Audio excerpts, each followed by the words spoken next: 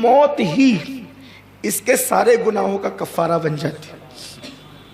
اس کی موت ہی اس کے سارے گناہوں کا کفارہ بن جاتی ہے. لیکن موت ہے بڑی مشکل، بہت مشکل ہے. نیک لوگوں کو بھی موت بہت مشکل سے آتی ہے.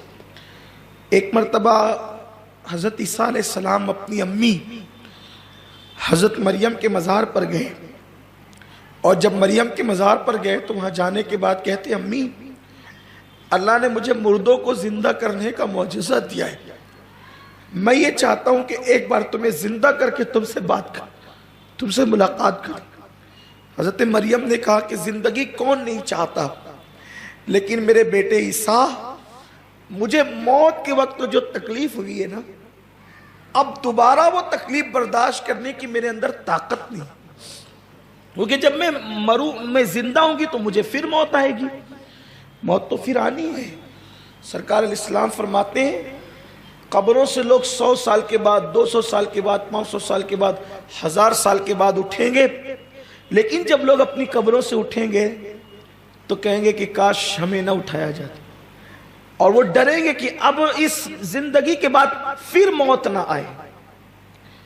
کیونکہ جب 500 سال، 1000 سال کے بعد بھی لوگ اٹھیں گے تو موت کے وقت جو ان کو تکلیف ہوئی تھی وہ اس تکلیف کو محسوس کریں. تو اب اللہ کے کرم کی بات ہے، تکلیف تو وہ سب پر ڈالتا ہے، کوئی محسوس کرتا ہے کوئی نہیں کرتا ہے.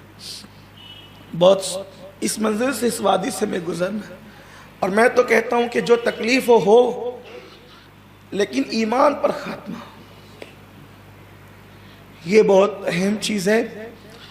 ہم ساری زندگی عبادتیں کریں، سجود کریں، رکوع کریں، لیکن ایمان پہ خاتمہ نہ ہو تو بہت ناکامی کی بات ہے، بہت محرومی کی بات ہے. اور اللہ کے معاملات بہت نازک ہیں، بہت نازک ہے. میں کبھی کبھی سوچتا ہوں کہ اللہ نے ایسے ایسوں کو کفر پر موت دی ہے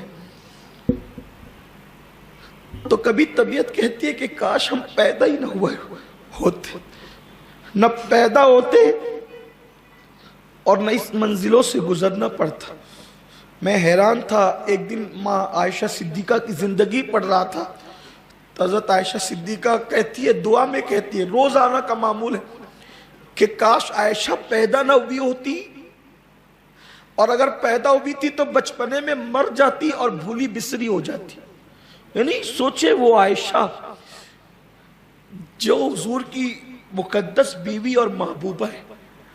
حضور علیہ السلام نے فرمایا کہ میری ازواج جنت میں بھی میرے ساتھ ہوں. وہ کہتی ہے کہ میں بچپنے میں مر جاتی بھولی بسری. سوچے ایمان پہ خاتمے کی بہت فکر رہی. میرا عنوان یہ بھی نہیں ہے آج، لیکن میں سوچتا ہوں کہ حضور غوث الاعظم دستگیر جیسا ولی بس اسی پہ روتے تھے کہ میرا خاتمہ ایمان پہ.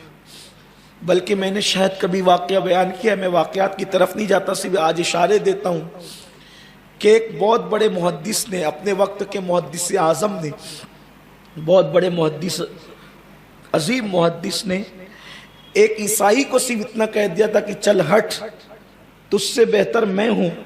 تو حضرت جنید بغدادی فرماتے ہیں کہ اللہ تعالیٰ نے اس کا ایمان چھین لیا تھا. امام سفیان ثوری جوانی میں ان کی کمر کی ہڈی ٹوٹ گئی تھی.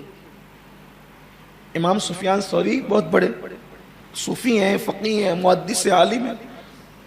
ان کی جوانی میں کمر کی ہڈی ٹوٹ گئی تھی تو یہ لکڑی لے کے چلتے تھے جوانی میں. ان کے شاگردوں نے بہت مرتبہ ان سے پوچھا کہ آپ بتائیں کہ آپ کی کمر جوانی میں جھکنے کا راز کیا ہے.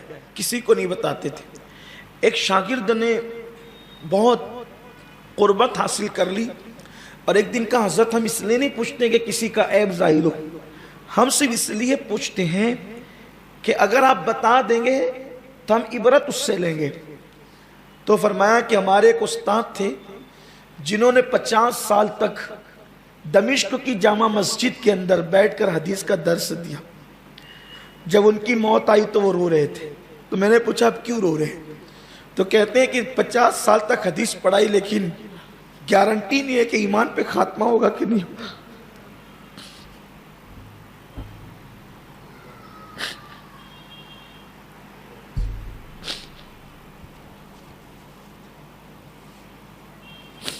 پوری دنیا لوگ مفتی کہتی رہی، محدث کہتی رہی، خطیب کہتی رہی، علامہ کہتی رہی، دنیا کیا کیا ٹائٹل دیتی رہی تھی، لیکن 50 سال حدیث پڑھانے والا محدث کہتا ہے کہ مجھے گارنٹی نہیں ہے، اطمینان نہیں کہ میرا خاتمہ ایمان پہ ہوگا کہ کفر پہ ہوگا۔